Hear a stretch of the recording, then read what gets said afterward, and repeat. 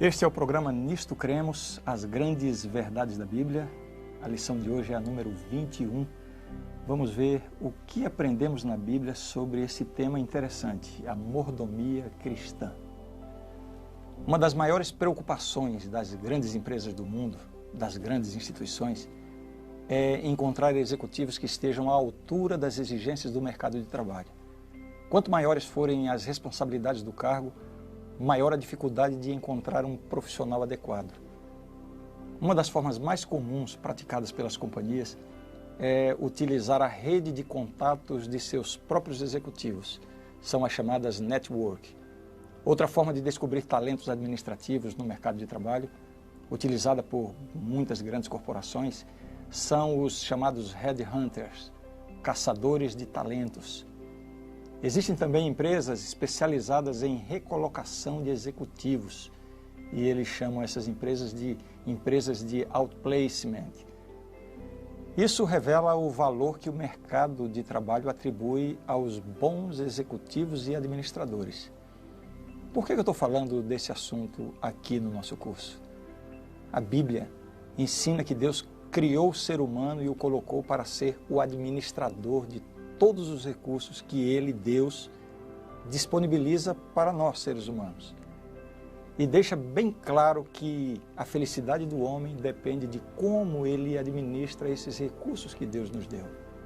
Esse tema na Bíblia é conhecido como a mordomia cristã. Vamos entender bem esse assunto hoje.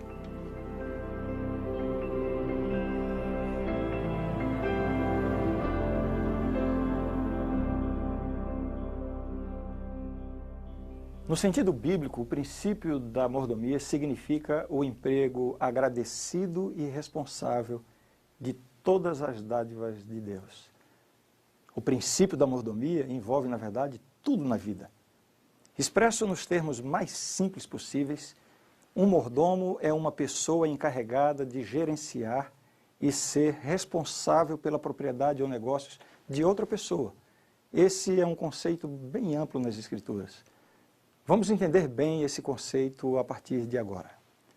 Como Criador, Deus também é o proprietário e mantenedor de sua criação. Veja o que diz a Bíblia. Ao Senhor pertence a terra e tudo o que nela se contém, o mundo e os que nele habitam. Salmo 24, verso 1. O princípio da mordomia cristã serve de lembrete de que Deus é o proprietário de tudo, e nós somos apenas os administradores daquilo que, na verdade, pertence a Ele. Já lá no Jardim do Éden, Deus deu o primeiro lembrete ao ser humano recém-criado de que Ele, Deus, é o autêntico proprietário de todos os recursos deixados para o homem poder desfrutar e administrar. Veja o que diz o texto bíblico. E o Senhor Deus lhe deu esta ordem: de toda a árvore do jardim comerás livremente, mas da árvore do conhecimento do bem e do mal não comerás, porque no dia em que dela comeres, certamente morrerás. Gênesis 2, versos 16 e 17. O que Deus estava fazendo aqui? Em outras palavras, Ele estava dizendo ao casal: vejam, vocês podem desfrutar de tudo aqui, de toda a árvore do jardim vocês podem comer livremente, mas não esqueçam que tudo isso aqui é meu. O fato de não poderem comer da árvore do conhecimento do bem e do mal seria um reconhecimento de Deus como Criador e como Senhor. Isso deveria ser um lembrete permanente para Adão e Eva. Ele, Deus, é o Criador, dono de tudo. E é também o Senhor. É Ele quem define as coisas. Isso seria para o próprio bem do ser humano. A obediência a esta ordem os manteria, a Adão e Eva, no relacionamento correto com Deus. Um relacionamento de dependência dele. É só assim que eles poderiam ser plenamente felizes. Deus não permitirá que a criatura assuma a posição de proprietária. Esse é um requisito para a própria ordem do universo. Caso se permitisse aos seres humanos agir como proprietários, Logo, eles iriam atribuir a si mesmos as próprias prerrogativas da divindade. Vejamos agora a aplicação prática da mordomia cristã de acordo com a palavra de Deus. O que exatamente Deus colocou em nossas mãos para ser administrado para Ele? Afinal de contas, nós somos mordomos de quê? De acordo com a palavra de Deus. Em primeiro lugar, o nosso corpo. Vejam o que diz a Bíblia. Não sabeis que sois santuário de Deus e que o Espírito de Deus habita em vós? Se alguém destruir o santuário de Deus, Deus o destruirá, porque o santuário de Deus, que sois vós, é sagrado. 1 Coríntios capítulo 3, versos 16 e 17. Vejam, o corpo, o título está aqui, o templo do corpo. O nosso corpo, o corpo do cristão, ele é considerado um santuário, um templo para a habitação de Deus. E o texto é muito claro, é o santuário de Deus. O cristão não pertence a si mesmo, nós pertencemos a Deus. Uma outra confirmação dessa ideia. Acaso não sabeis que o vosso corpo é santuário do Espírito Santo que está em vós, o qual tendes da parte de Deus, e que não sois de vós mesmos, porque fostes comprados por preço? Agora, pois, glorificai a Deus no vosso corpo. 1 Coríntios, capítulo 6, versos 19 e 20. O que significa isso? O cristão usa o seu corpo para glorificar a Deus. Nós somos mordomos do corpo diante de Deus e não proprietários. Lembra do conceito? Uma pessoa que vive realmente em comunhão com Deus e que de fato está se preparando para a vida eterna ao lado de Deus, essa pessoa vai ter o cuidado com o seu próprio corpo. Isso envolve desde o cuidado da saúde até a aparência exterior. Imagine só, se o Espírito Santo aparecesse visivelmente a você e lhe dissesse: olha, prepare para mim um quarto em sua casa. Será o meu quarto, onde eu vou morar. Como é que você prepararia esse quarto? Eu tenho certeza que você não escolheria a casinha do cachorro lá fora, ou mesmo o pior cômodozinho da sua casa, não é verdade? Certamente você escolheria a melhor parte da casa, faria a melhor arrumação possível, deixaria o mais limpo e cheiroso possível. Afinal, é ali que vai morar o Espírito Santo. Eu tenho certeza que essa seria a reação de cada um de nós. Pois é exatamente isso o que o Espírito Santo está dizendo para você, com uma diferença. Ele não está dizendo que quer morar num cômodo da sua casa. O Espírito Santo quer morar no seu corpo. O texto bíblico é assim: não sabeis que sois santuário de Deus e que o Espírito de Deus habita em vós? 1 Coríntios 3,16. Vejam o que está na tela. Portanto, quer comais, quer bebais, ou façais outra coisa qualquer, fazei tudo para a glória de Deus. 1 Coríntios 10, 31. Tudo no nosso corpo deve ser para a glória de Deus. E sabe quem é que vai sair ganhando com isso? Não é o Espírito Santo, não. Quem sai ganhando com isso é você, sou eu. Veja, se eu tenho a consciência de que o meu corpo é o templo do Espírito Santo, eu não vou usar drogas, eu não vou fumar, eu não vou beber bebida alcoólica, eu não vou viver nas noitadas acabando com a minha saúde. Eu vou pensar 10 vezes, 20 vezes, quando vier uma ideia de marcar o meu corpo com tatuagens ou de enchê-lo com metais por todos os lados. Deus quer morar no meu corpo. Essas coisas certamente não vão glorificar a Deus. Então, quem é que vai sair ganhando com tudo isso? Nós é que saímos ganhando. Mordomia é isso. Nós administramos bem o que Deus colocou em nossas mãos e nós é que saímos ganhando. E o que dizer da sexualidade? Estamos falando ainda do corpo. A partir do momento em que eu tenho a consciência de que o meu corpo é a morada de Deus, eu vou desfrutar da bênção do sexo da forma como Deus ensinou. Veja só o que diz 1 Coríntios capítulo 6, versos 18 e 19. Fugi da impureza. Qualquer outro pecado que uma pessoa cometer é fora do corpo, mas aquele que pratica a imoralidade peca contra o próprio corpo. Acaso não sabeis que o vosso corpo é santuário do Espírito Santo, que está em vós, o qual tendes da parte de Deus e que não sois de vós mesmos? Então, quando falamos de sexualidade, temos que lembrar disso. O nosso corpo é o templo do Espírito Santo. Vamos continuar. Outro recurso que Deus nos confiou para administrarmos como seus mordomos. Que recurso é esse? São os talentos. Os talentos que Deus dá a cada um de nós. Cada pessoa possui aptidões especiais. Uns são dotados de talento para música, para fazer amigos, para influenciar pessoas, para ensinar, para promover a paz, enfim.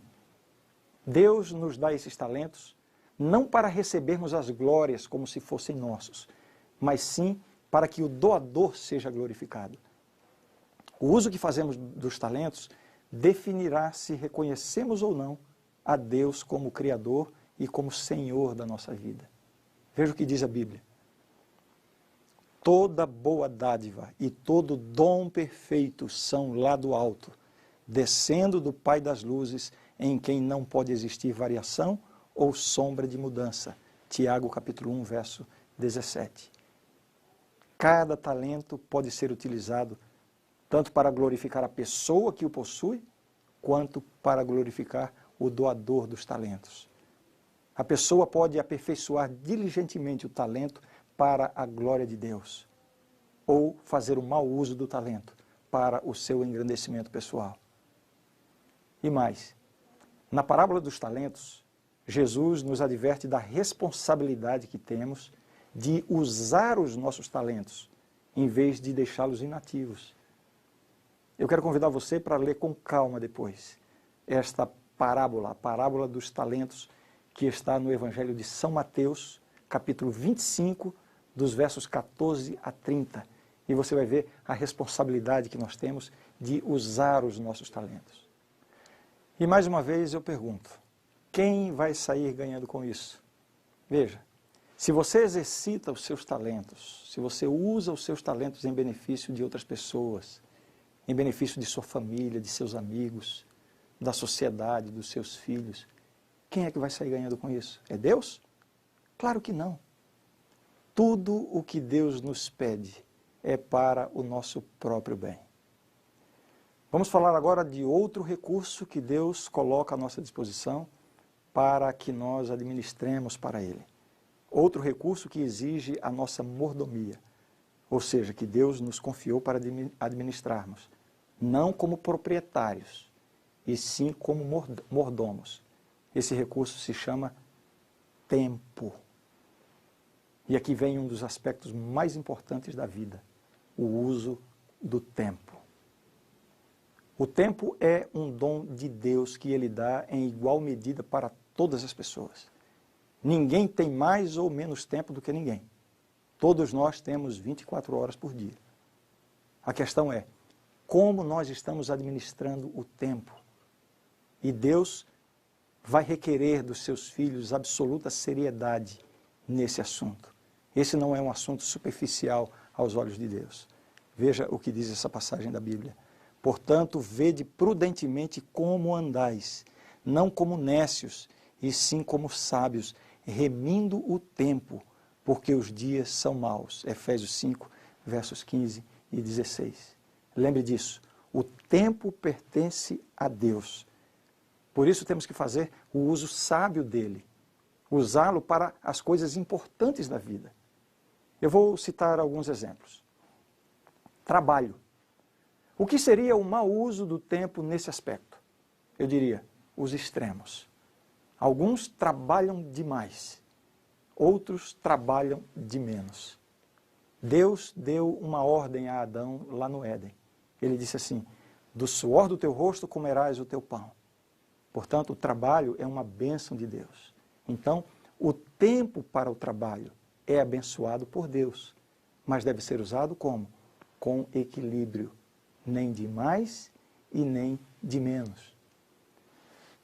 Um outro aspecto para o uso do tempo, a família. A família é o maior presente que Deus deu ao ser humano neste mundo. Mas lembre, é um dom de Deus. Por isso nós temos que ser mordomos dele em nossas relações familiares. Eu faço uma perguntinha para você. Como está o seu tempo para a família? Bem, falamos de trabalho, de família. Eu queria falar um pouquinho sobre o lazer. O cristão pode tirar tempo para o lazer também? Sabe? Aqui está o motivo porque muitas pessoas sentem aversão à religião. É que existem grupos religiosos por aí que estão transformando o cristianismo numa religião de funeral. Parece que tudo é pecado, tudo é proibido. Até sorrir vai atrair a condenação de Deus. Saiba de uma coisa, não é nada disso. Deus quer que seus filhos sejam pessoas alegres, sorridentes, bem-humoradas, que saibam desfrutar dos bons prazeres da vida. E existem tantas coisas boas na vida. A prática de um esporte saudável, uma viagem com a família, conhecer novos lugares, fazer novos amigos, um jantar romântico com a namorada ou com a esposa, uma brincadeira com os filhos, um bom bate-papo com os amigos. Todas essas coisas são saudáveis e devem fazer parte da vida do cristão. Deus nos dá tempo para isso também, mas nós somos responsáveis por esse tempo. O problema é quando o lazer destrói o corpo, que é o templo do Espírito Santo. Fora isso, Deus nos deu tempo para o lazer também. Agora deixe-me fazer um teste para verificar como está a sua mordomia do tempo. Então responda para si mesmo essas perguntas. Primeiro, quanto tempo você tem dedicado ao seu casamento, à sua esposa ou ao seu esposo? Quanto tempo você tem dedicado aos seus filhos? E olhe, não me venha com aquela velha desculpa de eu ofereço qualidade e não quantidade de tempo. As crianças querem quantidade de tempo. Entenda uma coisa, Deus é dono de tudo. Como é que você está administrando o tempo que Ele está lhe dando? Somente para os seus interesses? Essa questão do tempo é tão importante que Deus faz conosco igualzinho Ele fez com Adão e Eva lá no Jardim do Éden. Quando Ele disse, de toda a árvore do jardim comerás livremente, mas da árvore do conhecimento do bem e do mal não comerás. Em outras palavras, Deus estava dizendo, eu permito que vocês usem e desfrutem de tudo o que há aqui, mas vocês não podem esquecer que nada disso é de vocês. Tudo é meu.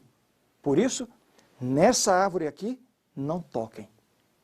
Adão e Eva não podiam esquecer que Deus é o Criador e o Senhor de tudo. Agora veja só o que Deus fez em relação ao tempo.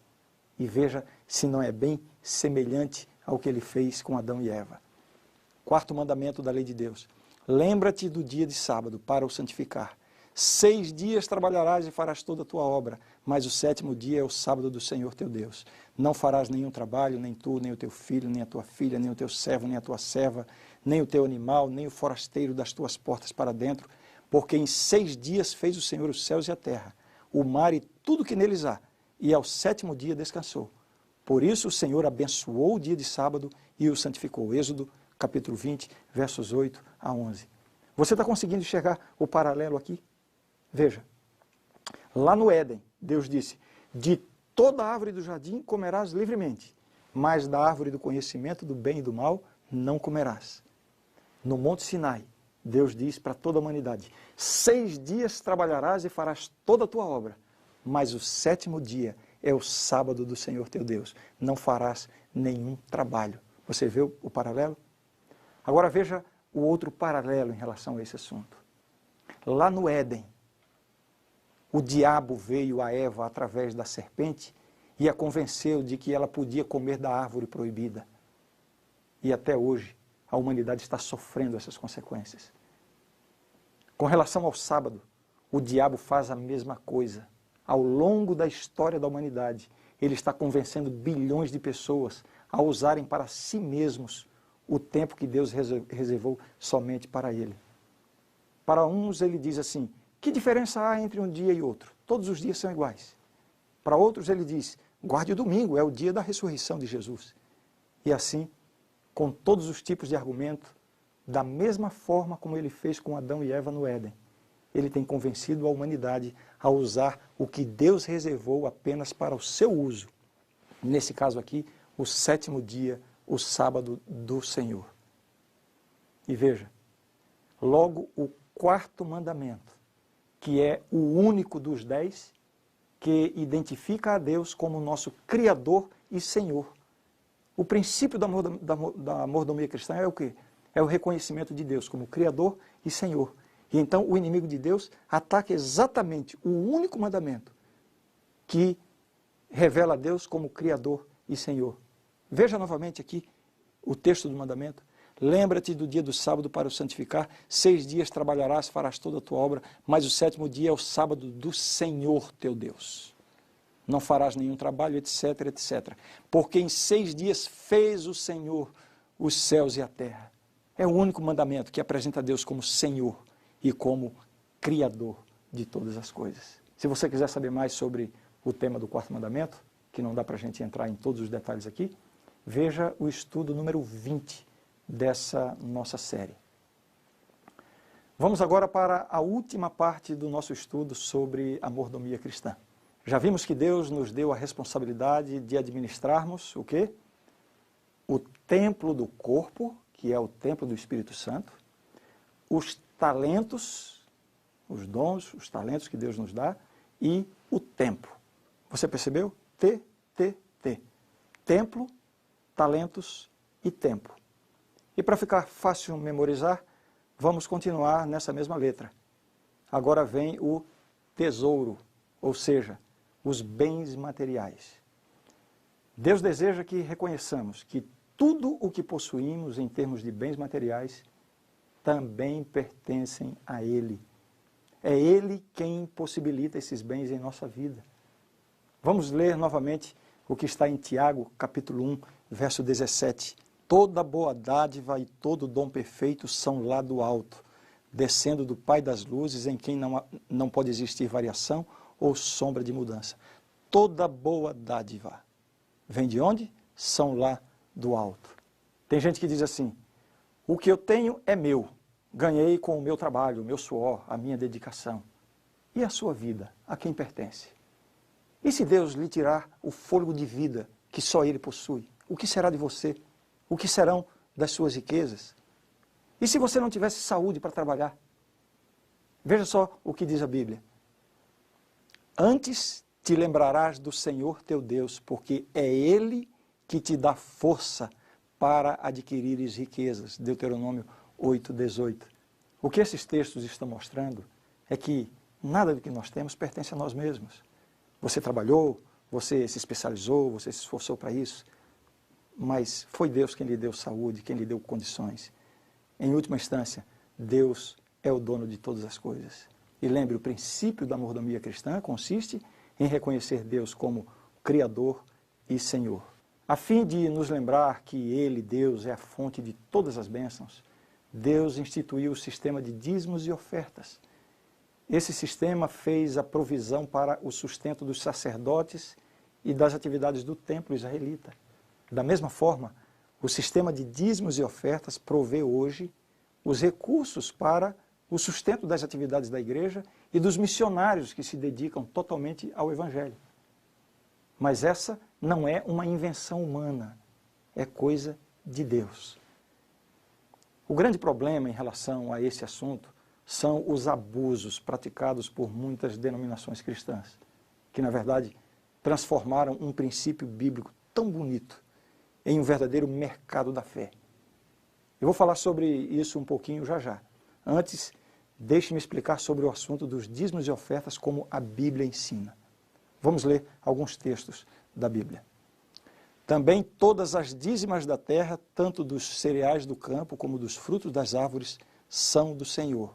Santas são ao Senhor. Levítico 27.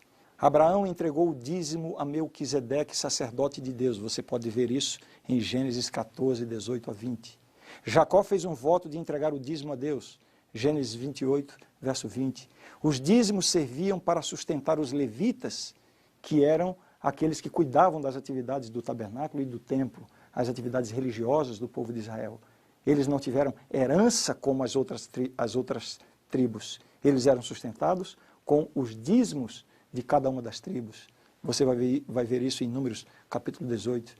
Os dízimos e ofertas eram levados para o lugar de adoração. Está lá em Deuteronômio 12, verso 11. São Mateus, verso 23, o texto diz o seguinte: ai de vós, escribas e fariseus, hipócritas, porque dais o dízimo da hortelã, do endro e do cominho, e tendes negligenciado os princípios mais importantes da lei, a justiça, a misericórdia e a fé. Agora veja o que Jesus disse: devíeis, porém, fazer estas coisas, sem omitir aquelas. Jesus estava, sim, denunciando um mau comportamento deles, mas Jesus não desclassifica a importância de dar o dízimo. Portanto, um princípio corroborado, confirmado pelo próprio Jesus. Agora note o seguinte: alguns desses textos ressaltam que a nossa obrigação para com Deus envolve não somente o dízimo, mas também as ofertas voluntárias. Qual é a diferença? É fácil. O dízimo, de acordo com a Bíblia e com a matemática também, é a 10ª parte daquilo que ganhamos, daquilo que recebemos. E a oferta é livre, é da decisão de cada um. Cada um decide o percentual. Veja bem, Deus não está dizendo que nós somos livres para entregar ou não entregar as ofertas. Ele está dizendo que nós somos livres para determinar o valor ou o percentual. Vamos ler um versículo do profeta Malaquias sobre esse tema. Roubará o homem a Deus? Todavia, vós me roubais e dizeis: em que te roubamos? Nos dízimos e nas ofertas. Com maldição sois amaldiçoados, porque a mim me roubais, vós, a nação toda. Da mesma forma como Deus fez no jardim do Éden com Adão e Eva, reservando uma árvore cujo fruto não deveria ser comido, como um reconhecimento de que Ele é o Criador e Senhor. Da mesma forma como Ele fez com o 4º mandamento, que separa o 7º dia, o sábado, para ser totalmente dedicado a Deus, para o uso de Deus. Da mesma forma, Deus faz com os bens materiais. A maneira que Deus definiu para nos lembrar que somos administradores e não proprietários é devolvendo o dízimo para Deus. Entenda bem, o princípio é esse. Se somos mordomos, então significa que tudo é de Deus. Os 100% do que temos, do que ganhamos, do salário, dos nossos bens, tudo pertence a Deus. Esse é o sentimento, é o espírito do verdadeiro cristão. Mas ele nos dá liberdade para administrarmos 90% e separa 10% para uso exclusivo dele. No Éden, ele disse: de toda a árvore do jardim comerás livremente. No Sinai, ele disse: 6 dias trabalharás e farás toda a tua obra. E agora, o que ele está dizendo em relação ao nosso dinheiro? Ele está dizendo exatamente o que a Bíblia nos mostra. Trazei todos os dízimos à casa do tesouro, para que haja mantimento na minha casa, e provai-me nisto, diz o Senhor dos Exércitos, se eu não vos abrir as janelas do céu, e não derramar sobre vós bênção sem medida. Por vossa causa repreenderei o devorador, para que não vos consuma o fruto da terra. A vossa vide no campo não será estéril, diz o Senhor dos Exércitos. Todas as nações vos chamarão felizes, porque vós sereis uma terra deleitosa, diz o Senhor dos Exércitos. Malaquias 3, 10 a 12. Que promessa maravilhosa, que coisa extraordinária. Deus, ao pedir o dízimo, não é porque Ele queira ser beneficiado por isso. Ele é dono de tudo, mas é a forma como Ele encontra para que nós estejamos em plena comunhão com Ele e Ele então possa nos abençoar em retribuição a isso. Por isso que Ele diz assim: trazei todos os dízimos à casa do tesouro para que haja mantimento na minha casa e provai-me nisto. Se Ele não vai repreender o devorador, se Ele não vai multiplicar os seus bens. Você percebe que o princípio da mordomia também está presente aqui? Quem será o beneficiado? É Deus? Claro que não. Ele promete bênçãos em resposta à nossa fidelidade nesse ponto. Mas lembre, isso aqui envolve os dízimos, 10%, e as ofertas, quanto você decidir. Agora eu quero lhe fazer uma séria advertência. Cuidado. Cuidado com o evangelho da prosperidade que está sendo pregado por aí. Existe uma chamada teologia da prosperidade ocupando os púlpitos das igrejas cristãs que não tem nada a ver com essa teologia bíblica. Resumidamente, essa teologia ensina que quanto mais dinheiro você entrega para a igreja, mais bênçãos você receberá de Deus. Está na moda os pregadores pressionarem os fiéis, tentando convencê-los que se eles não entregarem tudo na igreja, Deus não poderá abençoá-los, porque isso seria falta de fé, falta de confiança em Deus. Eu tenho visto muitas pessoas sinceras sendo extorquidas por esses falsos profetas da atualidade. Essas igrejas são verdadeiras prateleiras da fé. O crente vai lá, escolhe o seu produto e paga por isso.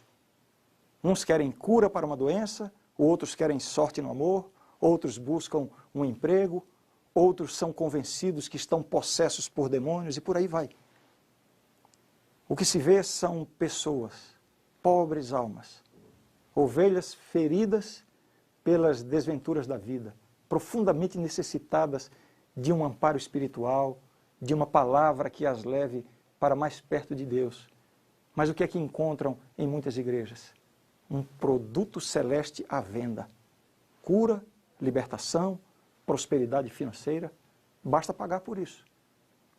Sabe, a proposta de Deus é muito diferente disso. Ele oferece a salvação gratuitamente pela fé em Cristo. Isso não pode ser comprado, é de graça. Ele também estabelece regras de vida unicamente para a nossa felicidade. Ele diz, cuide do seu corpo, use bem os seus talentos, administre o seu tempo com sabedoria e seja um fiel dizimista e ofertante para a causa do Evangelho. E Ele mesmo dá a sua palavra como garantia. Provai-me nisto, diz o Senhor dos Exércitos, se eu não vos abrir as janelas do céu e não derramar sobre vós bênção sem medida. Esse é o plano de Deus para a vida de cada um dos seus filhos.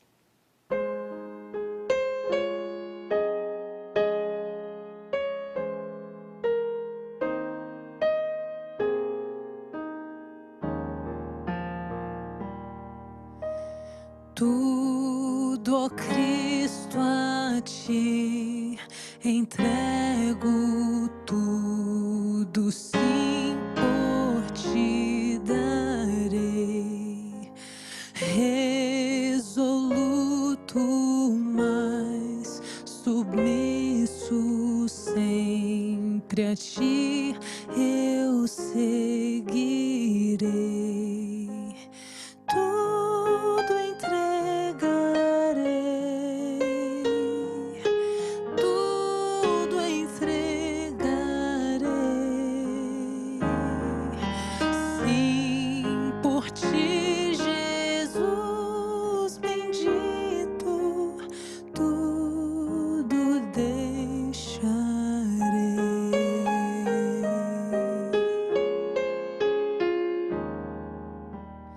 Tudo, ó Cristo, a ti entrego, corpo e alma, eis aqui.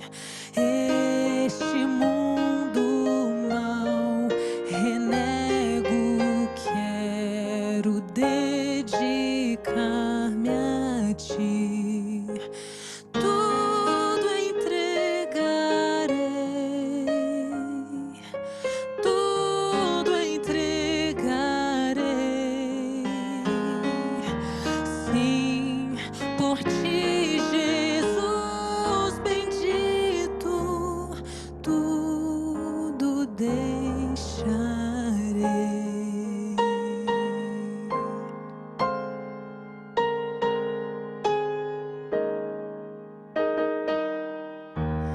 Tudo, ó Cristo, a ti entrego, que prazer, ó meu Senhor. Paz perfeita, paz completa, glória, glória ao Salvador. Tudo entregarei, tudo entregarei.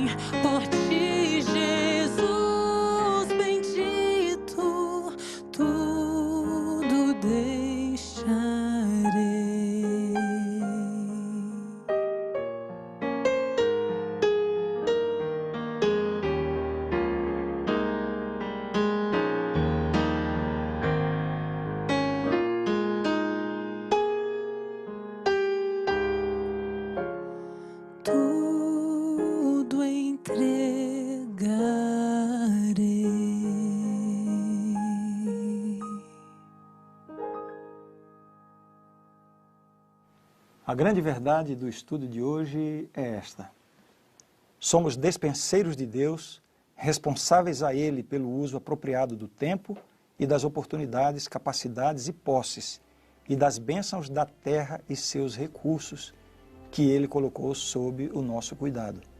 Reconhecemos o direito de propriedade da parte de Deus por meio de fiel serviço a Ele e a nossos semelhantes, e devolvendo os dízimos e dando ofertas para a proclamação de seu Evangelho e para a manutenção e o crescimento de sua igreja. A mordomia é um privilégio que Deus nos concede para desenvolvimento no amor e para vitória sobre o egoísmo e a cobiça. O mordomo se regozija nas bênçãos que advêm aos outros como resultado de sua fidelidade. Esta é a verdade e eu creio nisto. Na próxima lição estudaremos sobre a conduta cristã, como deve ser a vida do cristão. Vamos estudar sobre vestuário, lazer, alimentação e muito mais. Aguardo você.